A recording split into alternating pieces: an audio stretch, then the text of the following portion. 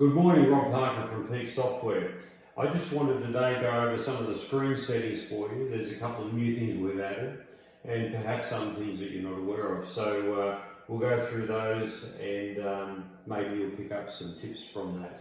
So first of all, we've just had a new feature added down here. It's a little slider you can see down there. And if I've got some screens open, so let's open up a couple of screens.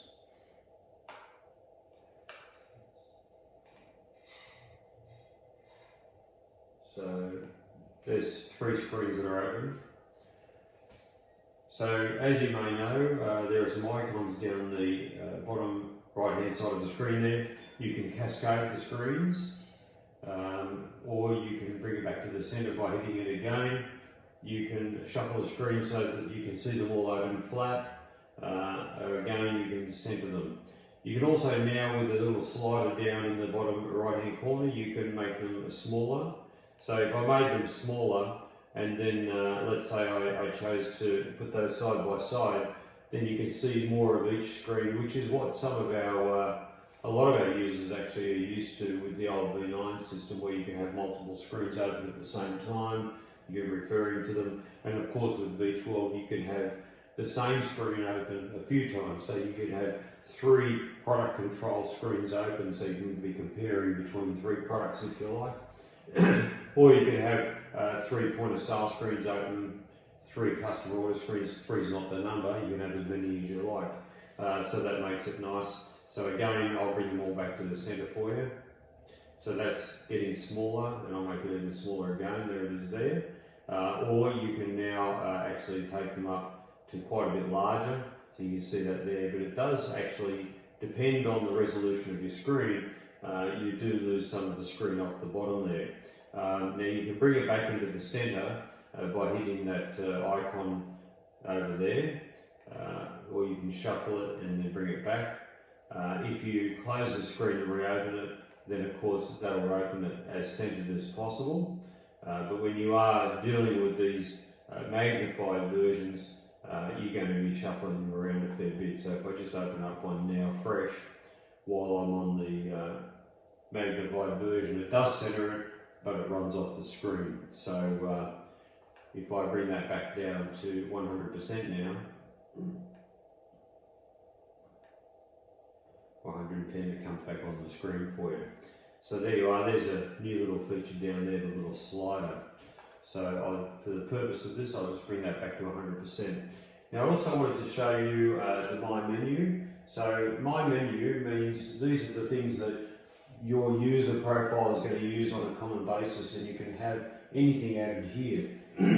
So to set up My Menu, just while you're in My Menu, just go to Edit My Menu, and then you can tick or untick the functionality that you'd like to have in the My Menu. And we're always adding more to this, so you can have it set up exactly the way you want it. So if I wanted to, for example, just have the calendar over there, I can hit that. And over here you can create separate group headings. What that means is in the normal menu list, you'll see everything's under separate headings. So that's exactly what that means. So you can either have just the icons, one after the other, or you can have them in separate headings. And also this feature here, default to My Menu on startup, it just means when you start the software, it's going to take you straight to the My Menu instead of the main menu. And of course you can go to the main menu if you like to.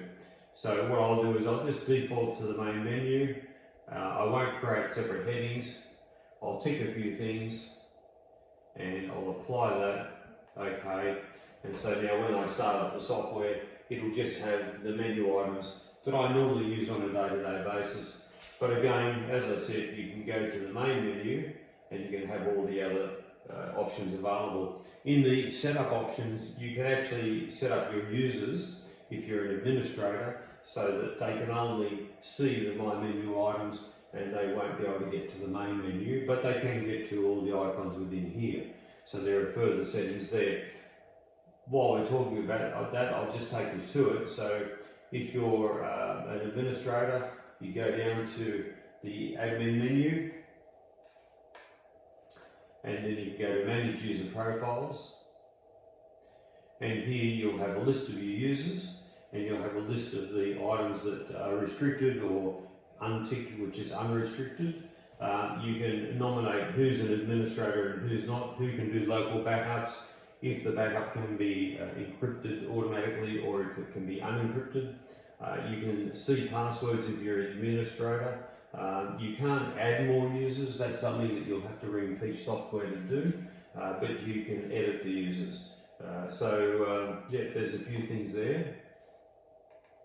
And one more thing I'll show you, down on the bottom left here you've got display options as well, so you can have a play with this and you can start up with a particular start picture if you like, and you can tick on or off which pictures you want to come up in the screen.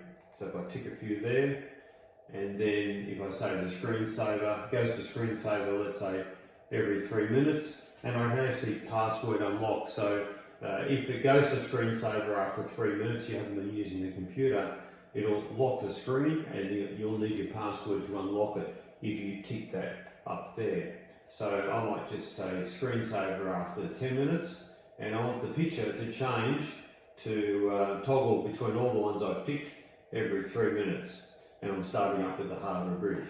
So there you are, there's a little feature there so that you can see there, it's just changed for us there. So while I'm here, I'll also show you some of the places where you can change, let's say your address details or the note that goes on the bottom of the invoice or the statement, etc. So if you go down to the admin menu and then set up options, in here you've got your contact details. So that's your address and name of your business, your postal address, phone number, contact details. Don't change the name of your business unless you contact us, because otherwise your license won't work. So the name of the business, the number of users, that's what the license is locked to. If you change it, your license won't work anymore. So please just let us know before you want to change that. Otherwise, you're free to change things like the addresses, phone numbers, emails, all that sort of thing. If you wanted to change what is actually on the transactions, then you can go down to trading notes. There it is there. And in here, you can have what goes on to the bottom of an invoice, a point of sale docket, supplier order note, your banking details, so a note that will appear if you're over 60, 90, 120 days. So there's a place there where you can update all that information or change it. This you can change freely, there's no problem there. What I might just say while I'm here is, let's say for example in all these other areas there are many tick boxes, and depending on the way the software is set up, these tick boxes may have a different meaning. So we don't go through and explain what each of them mean, but you're welcome to have a read, and if you've got any questions let us know. But please don't touch anything, don't change any ticks unless you've spoken to us first. We do have instances where people change things, they don't think it makes a difference until a couple of weeks later and they found out that they've actually made a change that's changed the way the system has worked for the last couple of weeks. So please, by all means have a look, but please don't change any ticks until you've talked to Peach support. So there you are, there's a few things. So there's the menu items, the trading notes, the address details of the business, the way the screen looks, and also the new feature where you can magnify the screen. So there you are. Hope that helps. If you have any questions, please call Peach support, and thanks for watching the videos. Bye bye.